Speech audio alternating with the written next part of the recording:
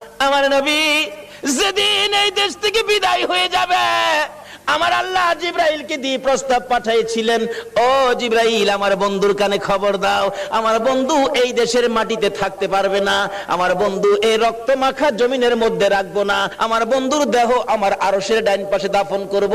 জিব্রাইল খবর নিয়ে ডাকতেছেন, হুজুর আল্লাহর সালাম গ্রহণ করুন। আমি জিব্রাইলের সালাম গ্রহণ করুন। আল্লাহর নবী গো, আপনার দেহ মোবারক আল্লাহর আরশের ডাইন পাশে দাফন হবে, আপনি খুশির সহিত কবুল করুন। আমার নবী কোনো কথা কয় না, দুইটা চোখের পানি জর্জর করে ছাড়তেছে। জিবরাইল বলেন, ইয়া রাসূলুল্লাহ, এত সুন্দর প্রস্তাব নিয়ে আসলাম, কোনো কথা কন না, খালি কাঁদেন কেন জানতে চাই। আমার নবী বলেন, জিবরাইল রে, তোমার জন্য খুশির খবর হতে পারে, আমি খুশি হতে পারলাম না। কেন পারলেন না?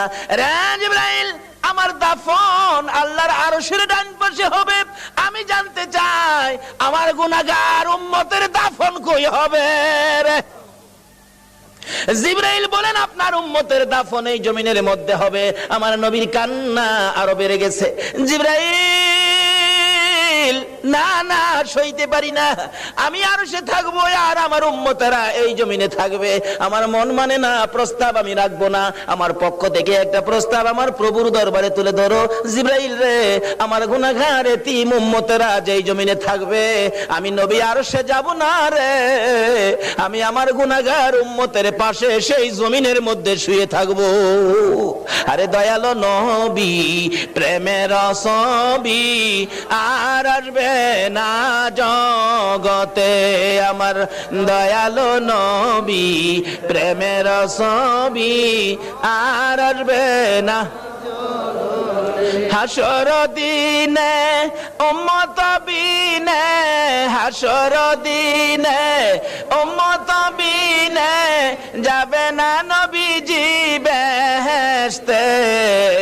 দয়ালো নবী, প্রেমের ছবি আর আসবে না জগতে, আমার দয়ালো নবী, প্রেমের ছবি আর আসবে না।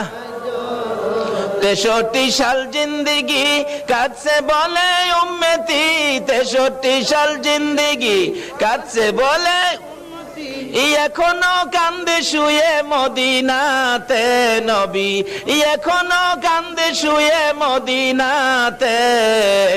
দয়ালো নবী, প্রেমের ছবি আর আসবে না জগতে, আমার দয়ালো নবী, প্রেমের ছবি আর আসবে না।